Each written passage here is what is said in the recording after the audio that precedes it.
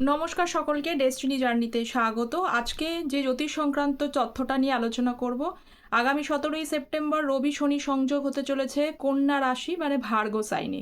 তারই কি প্রভাব পড়তে পারে বা তারই কি প্রভাব হতে পারে তারই একটি সাধারণ আলোচনা আজকে করব। যদিও কিন্তু ট্রানজিটের রেজাল্ট সকলের জন্য সাধারণভাবেই আলোচনা করা হয়, পার্সোনাল জন্মছক বিচার করবার পর তবেই কিন্তু বিশদভাবে জানা যায়, কারণ প্রত্যেকের জন্মছক থেকে কিন্তু আলাদা হয়। এই ধরনের তথ্য পেতে চ্যানেলটা প্লিজ সাবস্ক্রাইব করে পাশে থাকবেন। আর যারা পার্সোনালি যোগাযোগ করতে চাইছেন তারা ভিডিও ডেসক্রিপশন বক্স চেক করতে পারেন। তো চলুন শুরু করে দিই যে এই সংযোগে আগামী 17ই সেপ্টেম্বরে এক মাস কী ধরনের প্রভাব আসতে পারে।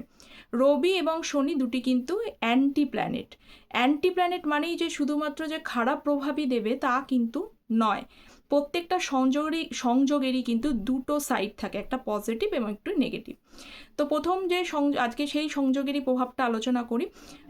শনি কোনো কিছুই কিন্তু ইজিলি প্রোভাইড করে না, আগে পরিশ্রম করতে হয়, পরিশ্রম করবার পর তবেই কিন্তু নতুনভাবে মানে পরিশ্রম করবার পর তবেই তাকে পরিশ্রমের পারিশ্রমিক প্রদান করে।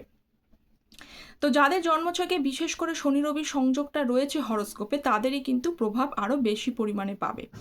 তো যারা অলরেডি নতুন কর্মের সাথে যুক্ত হতে চলেছেন বা নতুন কর্মে যুক্ত আছেন, তাদেরকে বলবো যে এই সময় পরিশ্রমটা কিন্তু বেশি পরিমাণে করবার পর তবেই কিন্তু কর্মে পদোন্নতি বা রেপুটেশনস আসবে। যারা নতুন কর্মের সাথে যুক্ত হতে চলেছেন তারা পরিশ্রম করুন, কিছুটা সামান্য অবস্টেকলস ফেস করতে হতে পারে, তারপরে কিন্তু ফেস করবার পর আপনার একটু একটু করে উন্নতি হবে। এই সংযোগে কিন্তু মানুষের ডিগনিফাইড পার্সোনালিটি হয়, যার জন্য কিন্তু সমাজের চোখে তার একটা নেম ফেম থাকে। এছাড়া এই সময় ইগোর কারণবশত পিতার সাথে কিন্তু মতনৈক্য আসতে পারে।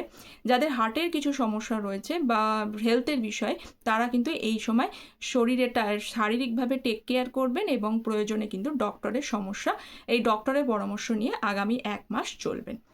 তো এই ছিল যে 17ই সেপ্টেম্বরে রবি শনি সংযোগের একটি সাধারণভাবে আলোচনা। তো দেখা হচ্ছে পরের একটি জ্যোতিষ সংক্রান্ত তথ্য নিয়ে আলোচনা। ততক্ষণ পর্যন্ত ভালো থাকবেন, সুস্থ থাকবেন, চ্যানেলটা সাবস্ক্রাইব করবেন। Thank you so much.